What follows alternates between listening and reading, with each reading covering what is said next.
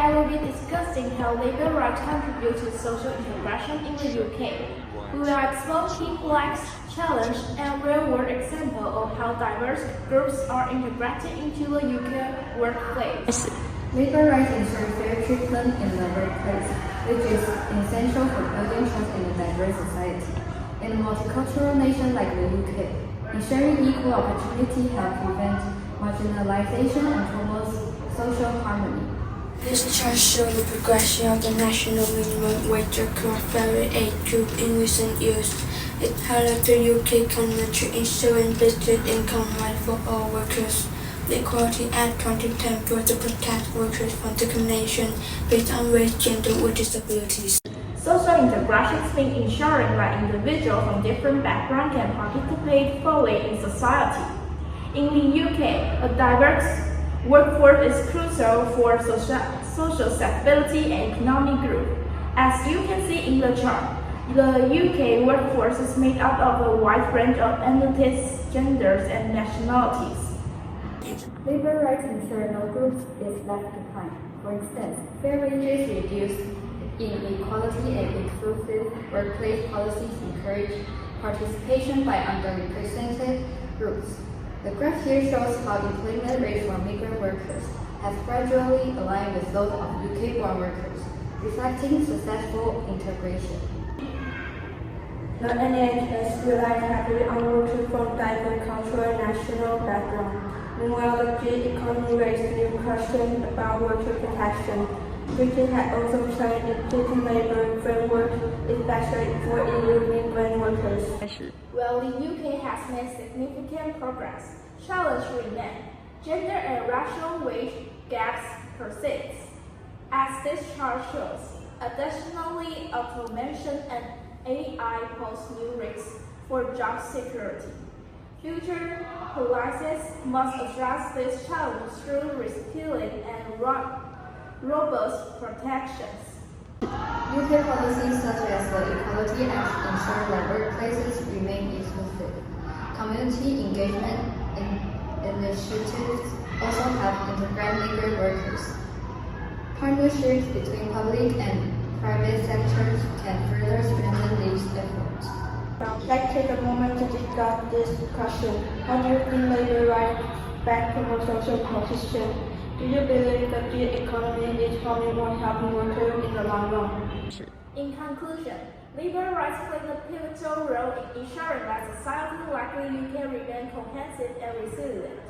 Going forward, adaptive policies will be critical in addressing emerging challenges. Thanks for listening. In Afghanistan run by the Taliban, a third of the people are struggling to eat. Women live under brutal restrictions, and those who worked for the former military fear for their safety. It's why Afghans are among the biggest groups fleeing their homes, going to the UK and other parts of the world. This former military officer is risking his life to speak to us. He's tried 3 times to make the perilous journey out of Afghanistan. I'll keep trying to flee, even if I lose my life. Our circumstances are such that we are dying every moment. We drove through Kabul to get to where the officer started his journey, for which he sold his home and his wife's jewelry to pay the nearly $4,000 that smugglers charge. It's from this bus stop in Kabul that many of the people we've spoken to have told us that they've taken buses to the western border with Iran, where they've met up with people smugglers, and from there on, at each point, they passed from one people smuggler to another as they try to make their way from Iran to Turkey and eventually to Europe. This is one of the main routes out of the country. Afghans waiting to slip into Iran on foot. A crossing that's become particularly dangerous. A month ago, Iran was accused of indiscriminately shooting Afghan migrants. This video of the injured and dead verified by the BBC. If they make it through Iran, migrants must cross this border wall into Turkey. A smuggler puts a ladder against the Iranian side, cuts the razor wire to make a path. Many break their limbs making the jump. And this is video from last winter. Run, run, the smuggler shouts. Don't be scared. That people are willing to endure this is testament to how desperate they are to flee. On the other side of the wall, these Afghans are pleading for help, allegedly beaten by Turkish forces. Turkey has not responded to the allegations. The video can't be independently verified by the BBC, sent to us by an Afghan smuggler in Iran, who we found after weeks of digging through their networks. You're endangering the lives of Afghans, taking thousands of dollars from them, engaging in this criminal activity. How do you justify that? We don't force people to take these risks. We tell them they could be killed or imprisoned.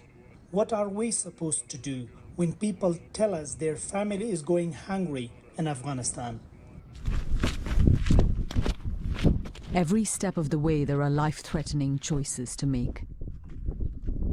A father in Kabul shows us the grave of his son. A former soldier, he drowned off a raft from Turkey to Greece, months before his first baby was born. His father blames foreign countries who were fighting in Afghanistan. We were in the trenches together.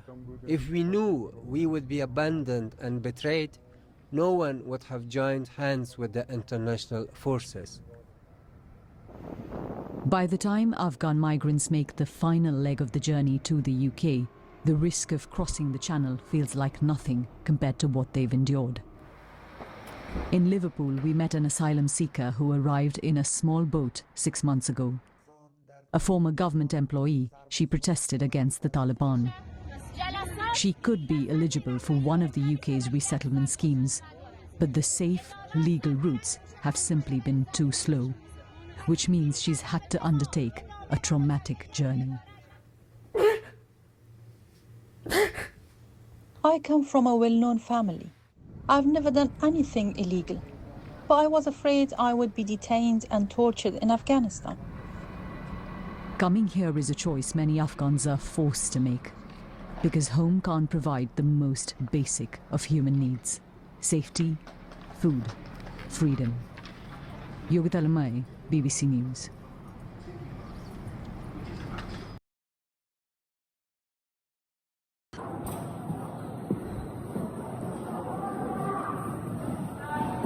Excuse me, can you give me a new dryer?